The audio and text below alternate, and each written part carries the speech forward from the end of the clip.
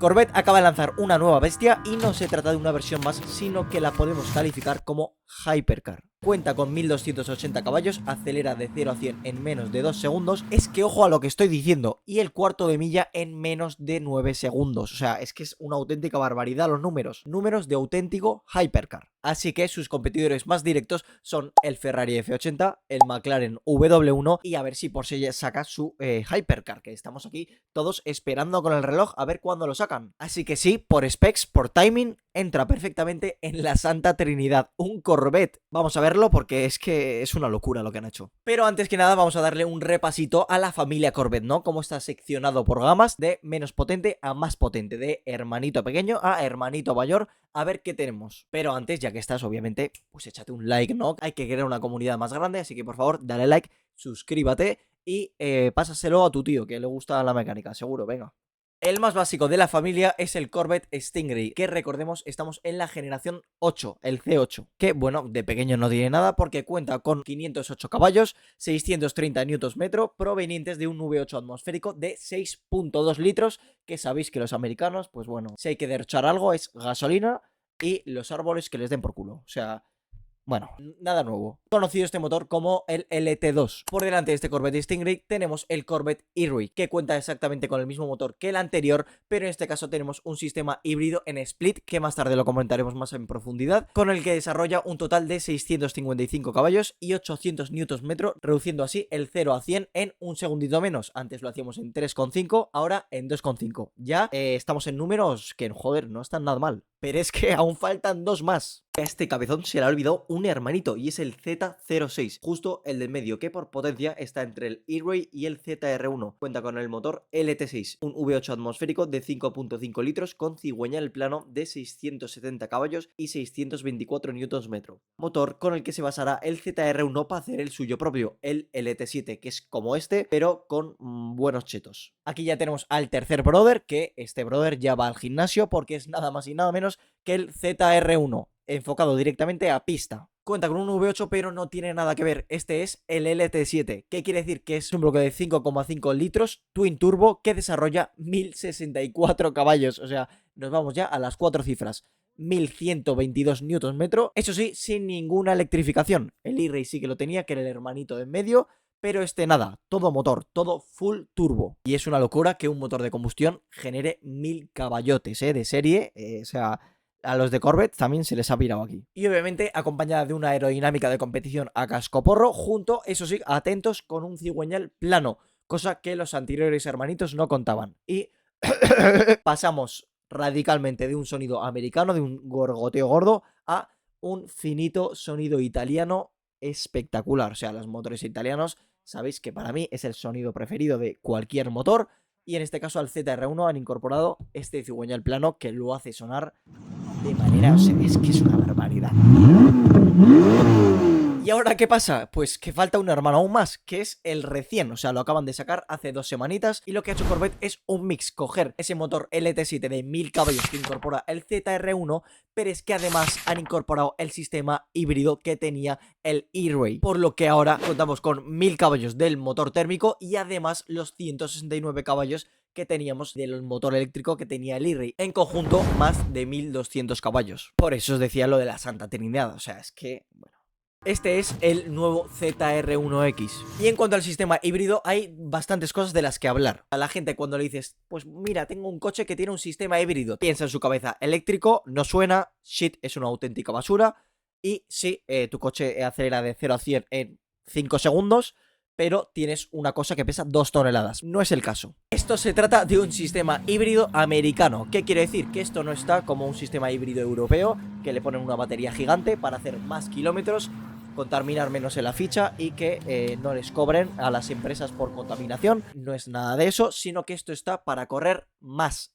Punto. Este sistema híbrido lo han hecho los caballeros que desayunan gasolina 98 y se duchan con la de 105. O sea, ¿me entendéis, no? Cuenta con una batería con una capacidad ridícula de 1,9 kilovatios hora. Lo suficientemente grande para brindarnos esos 190 caballos para el motor eléctrico frontal, pero es lo suficientemente pequeña como para no darnos ninguna autonomía eléctrica. ¿Y esto para qué? O sea, Jimmy, vaya mierda, que no tiene autonomía eléctrica. Que así nos aligeramos muchísimo el sistema de propulsión híbrido, porque cuando hablas de híbrido la gente habla de peso, y este caso no lo es, y esto nos aligera muchísimo en 100-150 kilos todo el sistema híbrido del coche. Por eso os he dicho que esto está creado para correr, no para contaminar menos. En cuanto al sistema híbrido, es exactamente igual que el que tenía su hermanito el Airway, pero lo han podido exprimir un poquito más y ahora tenemos 30 caballos más, con la misma configuración split, lo que se conoce como Electrified All-Wheel Drive, tracción a las 4 ruedas electrificada. Y si os habéis fijado, muchos superdeportivos hoy en día comparten esta configuración. Se trata de tener en cada eje un sistema de propulsión completamente independiente, o sea, no existe conexión mecánica entre un eje y otro. El eje delantero gobernado por el motor eléctrico y la parte trasera dirigida por el motor de combustión. Nos deshacemos completamente del túnel de transmisión, pudiendo trabajar un poco más el fondo plano del coche.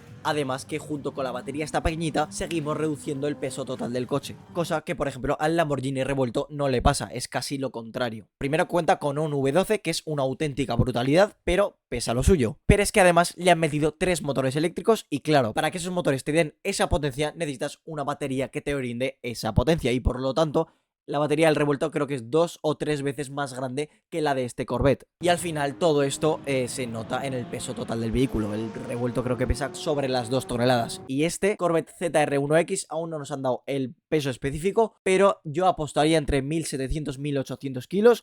Seguro que por debajo de las 2 toneladas. Que también tengo que decir que con todos los chochos que le ha metido Lamborghini al Revuelto, me parece hasta poco lo que pesa. Pero sobre todo en circuitos cortos, estos superdeportivos híbridos cada vez están más penalizados por el peso del sistema híbrido, a no ser que hagas una pequeña electrificación como es el caso del Corvette ZR1X. Ahora mismo los superdeportivos los podemos dividir en 2 secciones. Las secciones OG, es decir, un GT3 RS que te cuenta con la mitad de caballos, 500 caballos que parecen hasta poco hoy en día, pero que pesan 1500 kilos, y al otro lado de la cuerda tenemos los superdeportivos de hoy en día que cuentan con más de 1000 caballos, pero que pesan bastante más. Y ahora en medio de estas 2 secciones podemos poner el ZR1X, que rondará los 1700-1800 kilos con una potencia bastante agradable, ¿no? Que también podemos meter en este cajón, si queréis, a la SF90, donde Ferrari ha hecho un trabajo espectacular. Y viendo estas 3 secciones, yo creo que la clave está justo en medio. ¿Qué preferís? ¿Superdeportivo OG, un GT3 RS que no tiene muchos caballos hoy en día,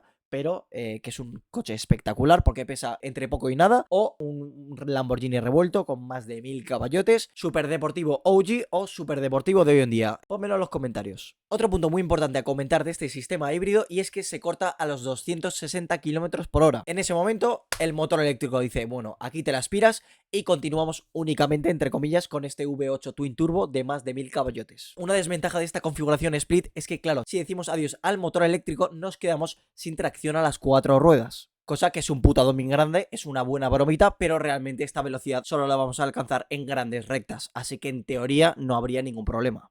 Otras características que ya las damos por hecho en un superdeportivo, pero aún así os las voy a comentar. Suspensión magnetorológica, que bueno, esto es una locura. Frenos carbonocerámicos de 419 milímetros con pinzas de 10 y 6 pistones detrás. Hostia, esto sí que es curioso, ¿eh? Sorprende los 10 pistones en la parte delantera. Comentadme a ver si alguien sabe de algún coche que incorpore 10 pistones. Sé que el Urus y el Taycan creo que llevan 10 pistones, pero... bueno...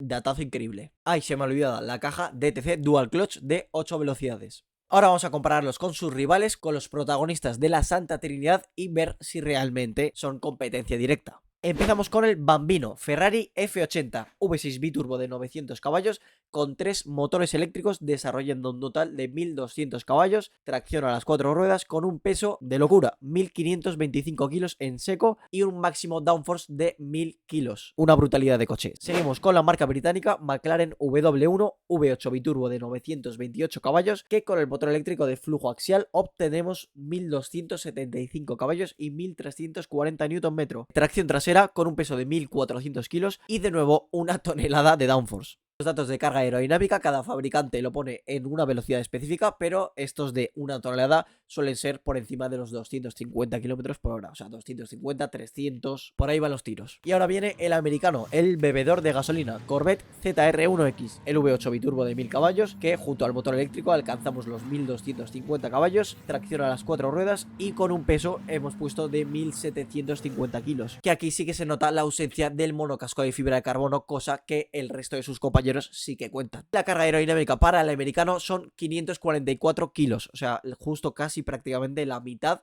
que sus compañeros. Entonces, sí, Corvette ha creado un auténtico demonio, pero no creo que sea competencia directa de estos bichos, porque es que no hay otro adjetivo con el que calificarlo, o sea, estamos hablando ya de categoría de Fórmula 1 casi. Además que este coche está basado en la plataforma del Corvette C8 y esto al final es un limitante para competir con estas bestias que es el McLaren W1, el Ferrari F80 y el que viene de Porsche, que a ver si lo sacan ya. Pero aquí hago una apuesta final. Yo creo que prácticamente, muy fácilmente, con la mano en la ventanilla, este ZR1X puede bajar fácilmente de los 7 minutos en Nürburgring, en el infierno verde. Meterse en un top 15 lo veo asequible. El cronómetro más bajo de la marca de Corvette lo tenemos con el Corvette ZR1, eso sí, la generación anterior, el C7, que marcó un 704, eso sí, teniendo 700 caballos. Así que bajar de los 7 minutos creo que va a ser casi una realidad. E incluso veo bastante factible un 650.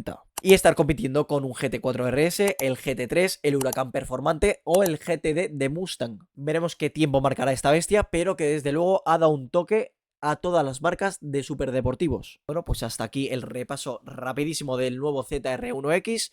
Por favor, comenta, dale like si te gusta y si quieres ver estos vídeos para apoyarme lo máximo posible. Y yo qué sé, pues compártelo de nuevamente con tu tío. Se lo compartes 2 veces, por si no lo ha visto, y nos vemos en el siguiente vídeo.